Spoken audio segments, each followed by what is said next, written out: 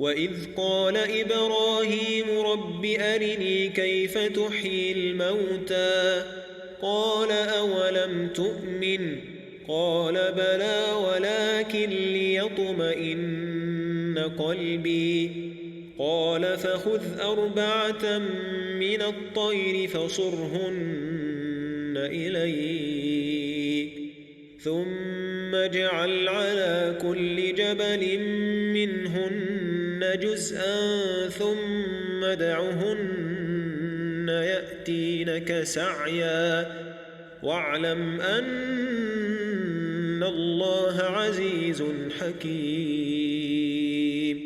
مثل الذين ينفقون أموالهم في سبيل الله كمثل حبة أنبتت 7 سنابل في كل سنبلة 100 حبة والله يضاعف لمن يشاء والله واسع عليم الذين ينفقون أموالهم في سبيل الله ثم لا يتبعون ما أنفقوا منا ولا أذى لهم أجرهم عند ربهم ولا خوف عليهم ولا هم يحزنون قول معروف ومغفرة خير من صدقة يتبعها أذى والله غني حليم يا أيها الذين آمنوا لا تبطلوا صدقاتكم بالمن والأذى كالذي ينفق ماله رئاء الناس ولا يؤمن بالله واليوم الآخر فمثله كمثل صفوان عليه تراب فأصابه وابل فتركه صلدا لا يقدرون على شيء مما كسبوا والله لا يهدي القوم الكافرين ومثل الذين ينفقون أموالهم ابتغاء مرضات الله وتثبيتا من أنفسهم كمثل جنة بربوة أصابها وابل فأتت أكلها ضعفين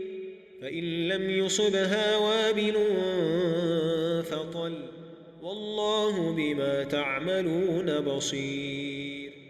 أيود أحدكم أن تكون له جنة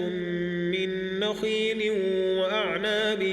تجري من تحتها الأنهار له فيها من كل الثمرات وأصابه الكبر وله ذرية ضعفاء فأصابها إعصار فيه نار فاحترقت كذلك يبين الله لكم الآيات لعلكم تتفكرون يا أيها الذين آمنوا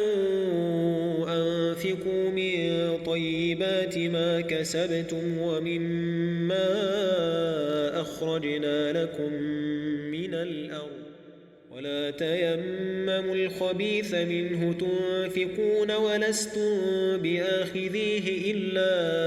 أن تغمضوا فيه واعلموا أن الله غني حميد الشيطان يعدكم الفقر ويأمركم بالفحشاء والله يعدكم مغفرة منه وفضلا